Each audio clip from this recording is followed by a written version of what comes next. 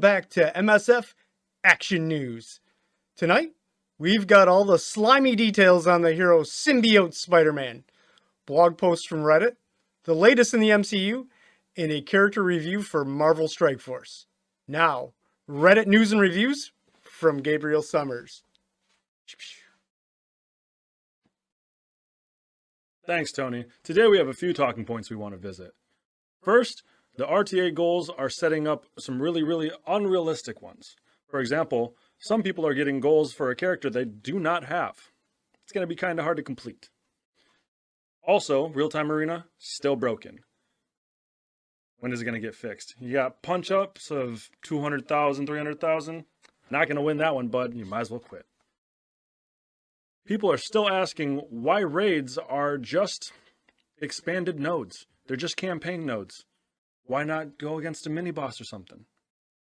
Others are also asking for a way to bring betting into MSF, maybe adding a function where you can bet currency in a real-time versus battle after your teams are already selected.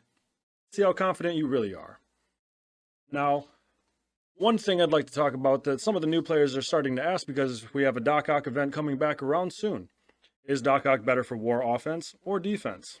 Doc Ock is a great weapon on offense. His summoning ability gives you an extra character to fight with that has synergy with the team. Although our in-house Will says he likes to play some on defense. Defense creates a whole new opportunity in war. Doc Ock is an absolute nightmare to deal with. I'm Gabriel Summers, and that's Reddit News and Reviews. Thanks, Gabe.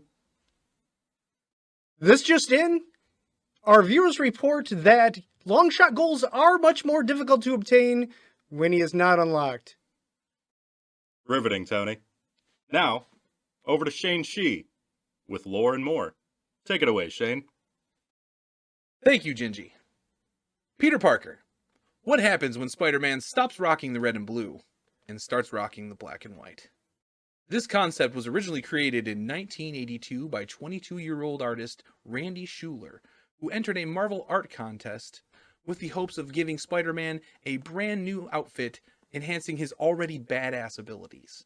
And the suit was supposed to be made by Reed Richards and Janet Pym. The concept was obviously tweaked a little bit by Jim Shooter, who purchased this concept for $220, roughly $500 today. Now, the lovely Symbiote Spider-Man costume surely ran its course, but eventually artist Todd McFarlane got so sick of drawing it, he eventually came up with many plot devices leading to the suit's demise, and accidentally creating one of the greatest Spider-Man villains of all time. So, I say it's a win-win situation, in my opinion. That's it for lore. Back to you guys. Thanks, Shane. And now for another edition of Character Review, where we break down each character by category on a scale of 1 to 5 and total them up for a collective send score at the end. Today, we review Symbiote Spider-Man.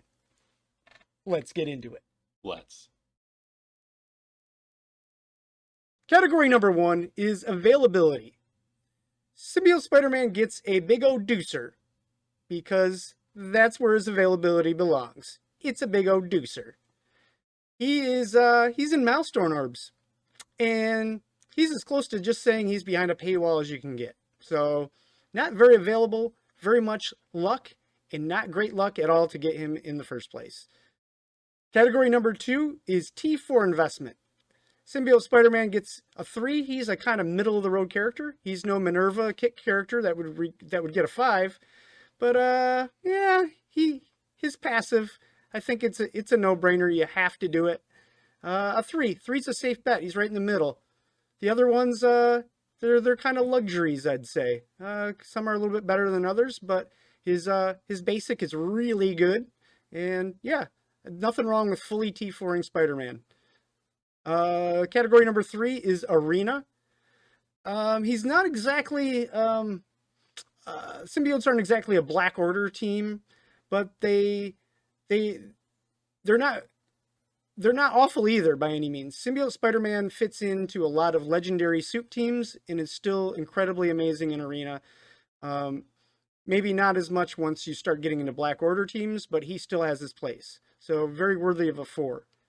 Simblitz, still a 4. They get, I think they're pretty reliable when it comes to knowing which teams that you can beat, and you should have a lot of confidence when you hit the simulate button that you're going to pull out a victory when you pick up through the 3 teams.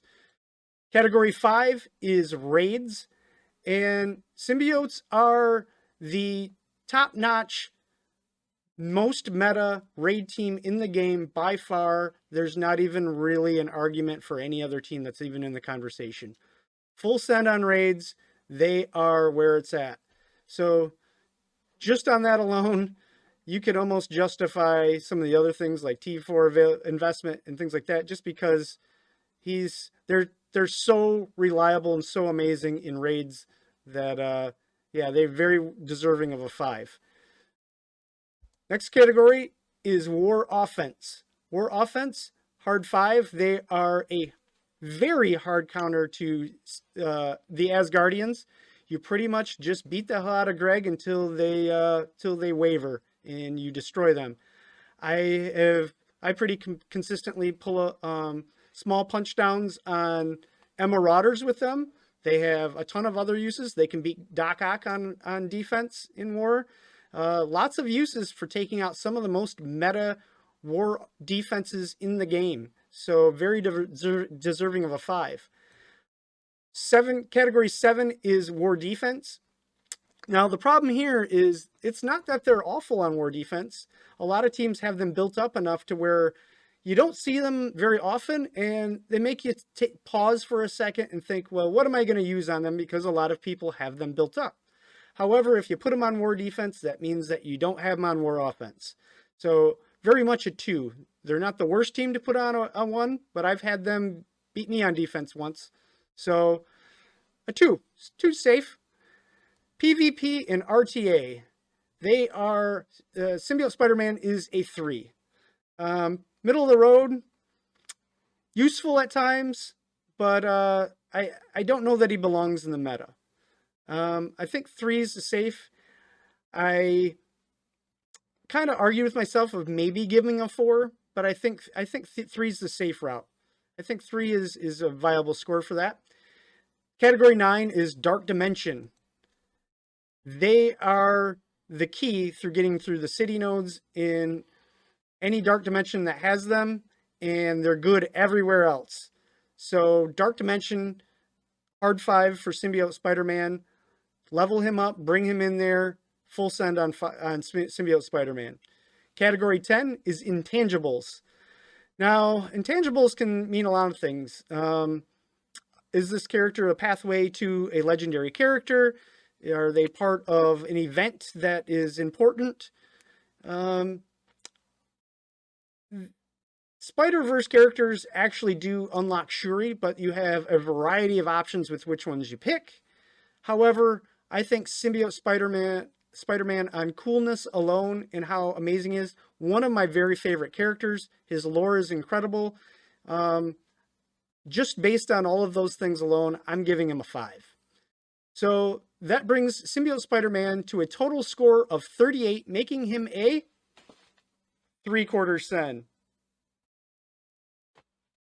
And now, for what's new in the MCU with me. Take it away, me. Thanks, me. Today we're talking about WandaVision, starring Elizabeth Olsen and Paul Bettany returning as their roles, Scarlet Witch and Vision. This show is likely to be a one-off. Unfortunate, but we get what we get. It's all about Wanda's grief after losing Vision in Infinity War. She creates a pocket dimension in which the Vision returns to life, and this is all a coping mechanism for her. So anytime anybody asks too many questions or she gets closer to the truth, the pocket dimension resets, makes a new sitcom, and that's the whole premise. This is all inspired by a set of comics given to Elizabeth Olsen before filming Age of Ultron to get into character. We're going to see appearances by Kat Dennings, returning as her role, Darcy Lewis from Thor, Randall Park as Agent Jimmy Woo from Ant-Man, Teyana Paris as a grown-up Monica Rambeau from Captain Marvel, and Catherine Hahn as a sometimes there, sometimes not character, the nosy neighbor, a staple in all sitcoms. This is a direct lead into Doctor Strange and the Multiverse of Madness, and could tie into the Spider-Verse as well. We'll find out. That's new in the MCU. Back to us, Tony. Wow. I think that gave me an aneurysm. Agreed. Well, that's the news. Thanks for watching, and we'll see you to Marvel Night. Your friends all say it's fine.